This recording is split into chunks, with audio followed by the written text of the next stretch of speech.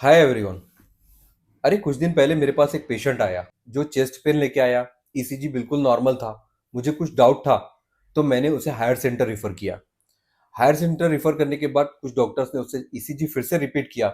उसका ईसीजी फिर से नॉर्मल आया तो उसको डॉक्टर ने कुछ मेडिसिन एडवाइस किया और वो घर चला गया। घर जाने के बाद शाम में सडन उसकी डेथ हो गई।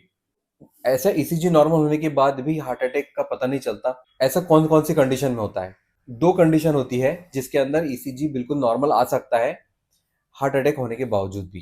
First, chronic stable angina. इस कंडीशन में ईसीजी बिल्कुल नॉर्मल आ सकता है। ये हार्ट में ब्लॉकेज की वजह से होता है। आमतौर पर क्या होता है कि हम जो ईसीजी निकालते हैं वो रेस्टिंग कंडीशन में निकालते हैं।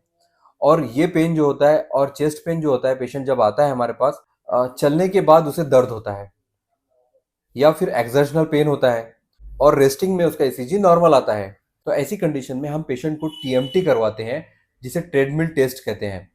इसमें पेशेंट को ट्रेडमिल पर चलाया जाता है और उसके ईसीजी को ऑब्जर्व किया जाता है। अगर हमें टीएमटी में चेंजेस मालूम पड़े तो हम उसे एंजियोग्राफी की एडवाइस करते हैं। में उसके ब्लॉकेज का पता चलता है। उसके बाद उसके ब्लॉकेज रिमूव करने के लिए उसके उसमें स्टंट डालने के लिए एंजियोप्लास्टी किया जाता है। दूसरी कंडीशन होती है जिसमें ईसीजी नॉर्मल आ सकता है, अनस्टेबल एंजाइना। इसमें आर्टरी 100% ब्लॉक हो सकती है या फिर ब्लॉकेज की कगार पे होती है। 80 से 90% उसकी ब्लॉकेज होती है। इस कंडीशन में भी ईसीजी नॉर्मल आ सकता है।